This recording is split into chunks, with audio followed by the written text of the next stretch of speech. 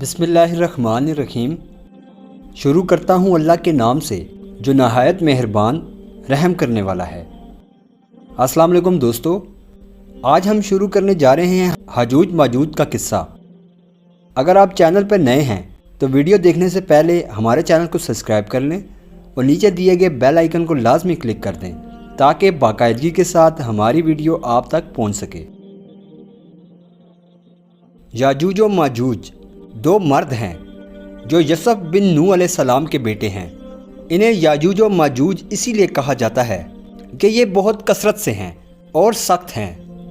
حضرت عبداللہ بن عمر رضی اللہ عنہ سے روایت ہے کہ قیامت تک تمام انسانیت 10 حصوں میں ہوگی، جن میں سے 9 حصے یاجوج و ماجوج ہوں گے اور ایک حصہ باقی انسانیت ہوگی۔ یاجوج و ماجوج کی ایک قسم جو بہت لمبے ہیں اور ان کی خوراک سانپ، بچھو، پرندے وغیرہ ہوتے ہیں، اور یہ ایک سال میں ایسے بڑھتے ہیں اتنی کوئی مخلوق نہیں بڑھتی۔ وہ ایک دوسرے کو کبوتروں کی طرح بلاتے ہیں۔ ان میں سے بعض کے سینگ، دم اور لمبے لمبے دانت ہیں جو کچا گوشت کھا جاتے ہیں، اور ان میں 40 گروہ ہیں۔ جنگی خصلتیں ایک دوسرے سے نہیں ملتی اور ہر گروہ کا بادشاہ اور زبان علیحدہ ہے، اور یہ ایک دوسرے کو بھی کھا جاتے ہیں۔ ابو سعید خدری رحمۃ اللہ علیہ سے روایت ہے کہ نبی کریم صلی اللہ علیہ وآلہ وسلم نے یاجوج و ماجوج کا ذکر کیا اور فرمایا، ان میں سے کوئی شخص اس وقت تک مرتا نہیں ہے جب تک کہ اس کی پشت سے 1000 مرد پیدا نہ ہو جائے۔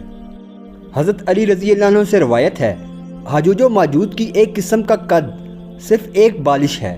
ان کے چرندوں جیسے نقش اور درندوں جیسے دانت ہیں، اور ان کے لمبے لمبے بال ہیں جو ان کو گرمی اور سردی سے بچاتے ہیں۔ ان کے کان لمبے لمبے ہیں، ایک کان میں گرمی اور دوسرے کان میں سردی بسر کرتے ہیں، اور ایک قسم ایسی ہے جو سوتے وقت اپنا کان نیچے بچھا لیتے ہیں اور دوسرا اوپر اوڑھ لیتے ہیں، اور جو کوئی ان میں سے مر جائے اس کو کھایا جاتا ہے۔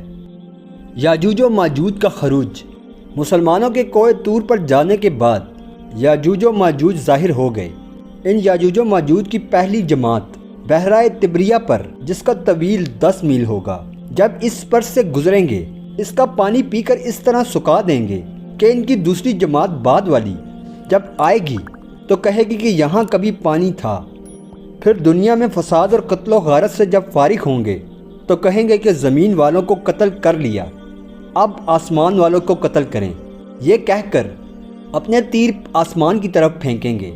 خدا کی قدرت، ان کے تیر آسمان سے خون آلود ہو کر زمین پر گریں گے۔ یہ اپنی اپنی حرکتوں میں مشغول ہوں گے، اور وہاں پہاڑ پر حضرت عیسیٰ علیہ السلام اپنے ساتھیوں کے ساتھ موجود ہوں گے۔ اس وقت حضرت عیسیٰ علیہ السلام اپنے ہمراہیوں کے لیے دعا فرمائیں گے۔ اللہ تعالیٰ ان کی گردنوں میں ایک قسم کے کیڑے پیدا کر دے گا کہ وہ ایک دم وہ سب کے سب مر جائیں گے۔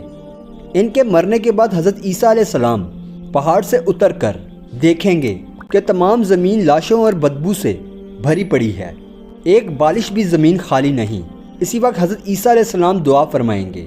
اللہ تعالیٰ ایک قسم کے پرندے بھیجے گا اور ان کی لاشوں کو جہاں اللہ تعالیٰ چاہے گا پھینک آئیں گے۔